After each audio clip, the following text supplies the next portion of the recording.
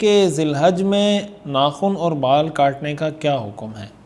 دیکھیں، ایک حدیث ہے، حضرت ام سلمہ رضی اللہ تعالی عنہا کی روایت ہے، ان النبی صلی اللہ علیہ وسلم قال اذا دخلت العشر واراد احدكم ان يضحي فلا يمس من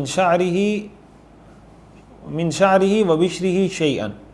اور دوسری روایت میں آتا ہے فاراد ان یضحی فلا یأخذ من شعره ولا من اظفاره حتی یضحی، کہ آپ صلی اللہ علیہ وسلم نے فرمایا کہ جس آدمی کا ارادہ ہو قربانی کرنے کا اور عشر ذی الحجہ شروع ہو جائے تو پھر وہ نہ اپنے بال کاٹے، نہ ناخن کاٹے، نہ کھال کاٹے۔ مطلب کھال جیسے بعض لوگ کھا رہے ہوتے ہیں، ہاتھ چبا رہے ہوتے ہیں، اس طرح کی چیزوں سے بھی اپنے آپ کو بچائیں۔ تو آپ صلی اللہ علیہ وسلم نے اس حدیث میں یہ وضاحت یا یہ خصوصیت ان لوگوں کے لیے بیان فرمائی کہ جو لوگ قربانی کر رہے ہوں۔ تو ایسے لوگوں کے لیے ذی الحجہ کا مہینہ شروع ہونے سے پہلے یعنی ذی الحجہ کا چاند نظر آنے سے پہلے ان کو چاہیے کہ وہ ناخن بھی کاٹ لیں، بال بھی کاٹ لیں،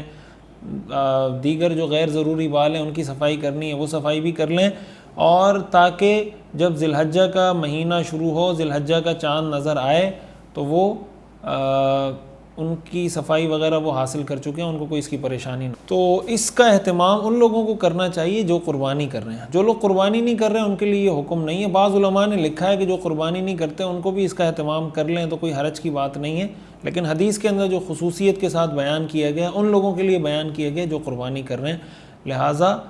ایک مستحب عمل ہے، رسول اللہ صلی اللہ علیہ وسلم نے اس کی ایک ترغیب دی ہے، اس کا اہتمام کرنا چاہیے۔ بٹ اگر کوئی آدمی ذی الحجہ کے 10 دنوں میں ناخن کاٹتا ہے، بال کاٹتا ہے تو یہ کوئی گناہ کی بات نہیں ہے۔ اگر کوئی ناخن کاٹ رہا ہے، بال کاٹ رہا ہے تو آپ اس کو ملامت نہیں کر سکتے کہ یار تم کوئی گناہ کا کام کر رہے ہو، اور نہیں اس کی وجہ سے اس کی قربانی پہ کوئی اثر پڑتا ہے۔